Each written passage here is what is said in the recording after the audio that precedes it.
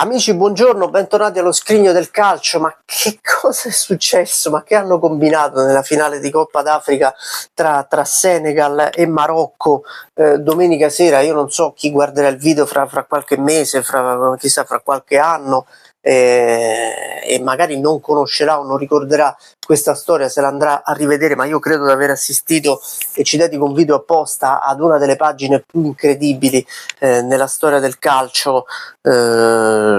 Io ho visto proteste, mi ricordo una partita del Foggia in Serie C, mi pare che fosse Salernitana Foggia qualche anno fa, no, della Nocerina, poi la racconterò una volta,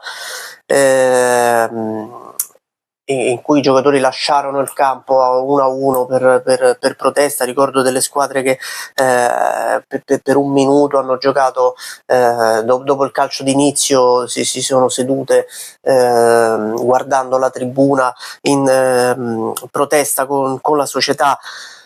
Però erano tutte questioni soprattutto di stipendi non pagati, di società messe in mora. Quello che è successo domenica è veramente qualcosa che io non avevo mai visto nella storia del calcio. Non so quante altre volte si sia verificato. Io onestamente, ve lo dico, non stavo guardando la partita, perché stavo guardando Milan-Lecce, e mi manda un messaggio un mio amico, mi dice: guarda quello che sta succedendo a Senegal-Marocco, sapendo che io non la stavo guardando. Io veramente credo che si possa riassumere con una serie di assurdità quello che è successo, a partire dal gol annullato al Senegal senza alcun motivo, calcio di rigore per il Marocco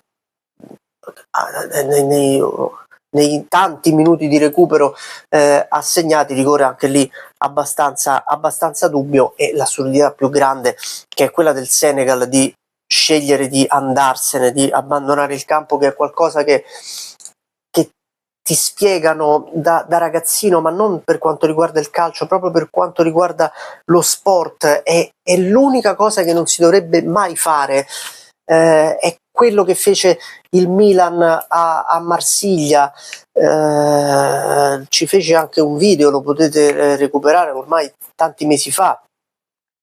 È un po', ti dà un po' la sensazione che tu stai rosicando, no? Ti dà un po' quella sensazione del bambino che al parco se ne va prendendo il pallone che ha portato lui, se sta perdendo la partita dice: io me ne vado, non gioco più e mi porto via il pallone. Ma sapete, i bambini al parco possono farlo, gli si insegna, gli si spiega che le competizioni sono fatte così. Io capisco anche il Senegal che abbia pensato di trovarsi davanti a un'ingiustizia, di giocare in casa proprio dell'avversario, una manifestazione così importante come la Coppa d'Africa.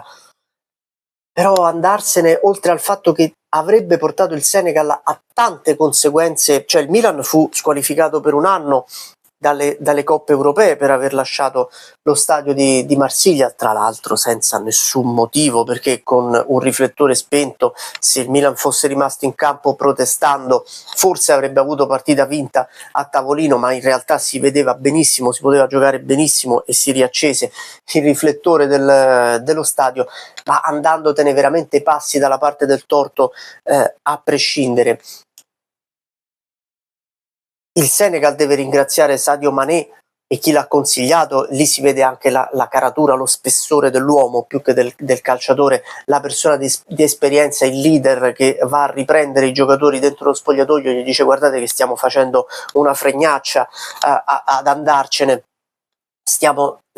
Questi giocatori sarebbero rimasti nella memoria della gente come davvero dei personaggi ridicoli che se ne sono andati perché hanno avuto un rigore contro. Ripeto, io capisco il sentirsi vittime di un sopruso, di un'ingiustizia. Io sono il primo ad arrabbiarmi di fronte alle ingiustizie, però nel momento in cui tu sei un professionista devi avere rispetto per lo sport che fai, per la tua federazione, per la maglia che indossi, per la gente che ti è venuta a vedere. Sembrano banalità, ma in realtà il ruolo del professionista è questo. Dopo le autorità competenti, compresi anche i giocatori, magari il capitano, magari il commissario tecnico, potevano farsi sentire nelle sedi opportune, ma lasciare il campo è veramente l'unica cosa che non si dovrebbe fare mai. in nessun campo e in nessuna situazione che riguardi lo sport. Dopodiché il Senegal la risposta se l'è data da solo, perché tornando in campo Brahim Diaz ha sbagliato il calcio di rigore e poi un giorno mi spiegherà perché gli è venuto in mente di calciarlo in quel modo, e il Senegal ha vinto la finale. Cioè vedete che se fossero rimasti negli spogliatoi avrebbero avuto la partita persa, gli sarebbe rimasta questa macchia per tutta la vita e quella coppa sarebbe rimasta per sempre macchiata e rovinata da un atteggiamento del genere. E invece tornare in campo, farsi vedere più forti di quella eventuale ingiustizia ricevuta, li ha portati poi a vincere la Coppa d'Africa. Io ci tenevo a parlarne, mi interessa anche sapere che cosa ne pensiate voi, perché veramente una cosa così non l'ho mai vista, tant'è che io poi mi sono messo col computer a vedere tutto quello che succedeva in questa partita, poi anche delle storie assurde, questi asciugamani che i giocatori del Marocco non volevano far prendere ai giocatori del Senegal, diluvio universale in Marocco, cioè non è una finale a Londra, è successo tutto quello che di più inaspettato si potesse pensare, veramente la finale ai confini della realtà, questa tra Senegal e Marocco, di una comunque bella competizione come la Coppa d'Africa. Ditemi che ne pensate, perché veramente siamo alla fiera dell'assurdo. Ciao.